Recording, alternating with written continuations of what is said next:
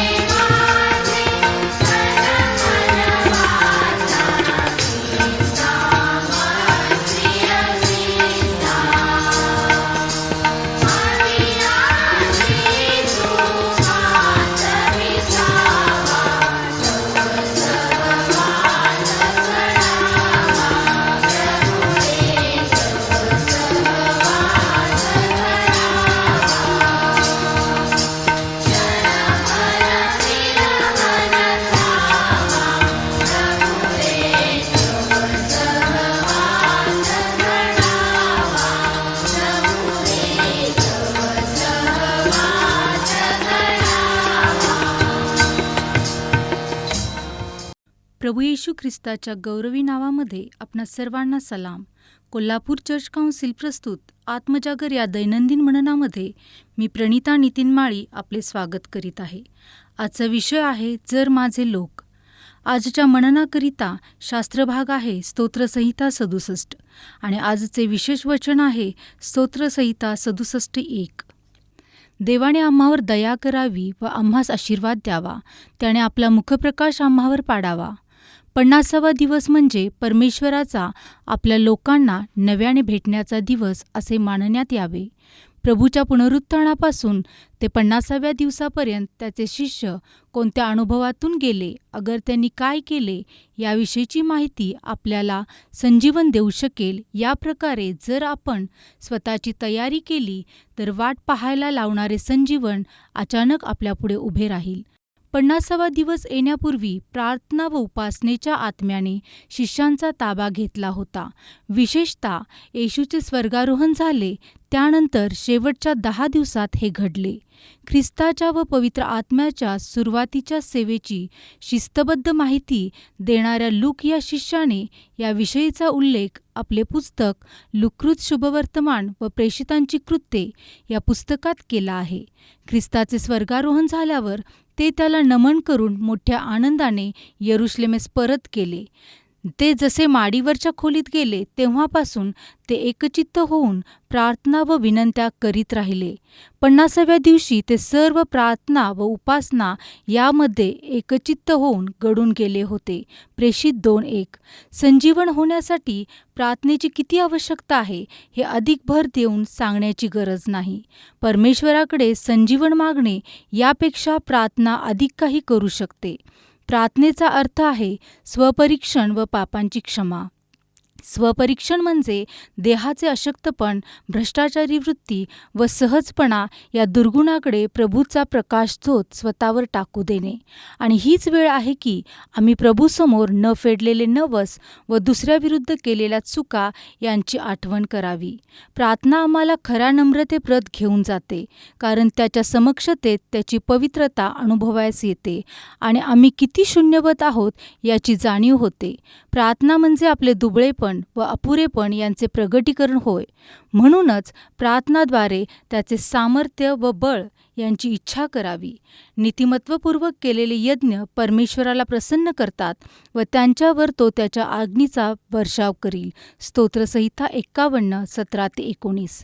एलियाने वेदीची दुरुस्ती करून नवीन मांडणी केली तेव्हा अग्नी प्रगट झाला. देव आपल्या माणसांना मोडतो व पुन्हा गुडघ्यावर उभा करतो. ख्रिस्ताने प्रार्थना केली आणि स्वर्ग उघडला. जेव्हा पहिल्या मंडळीने प्रार्थना केली तेव्हा भूमी हादरली. प्रार्थनेमुळे आत्म्याची शक्ती मुक्त होते व पृथ्वीला हलवून सोडते.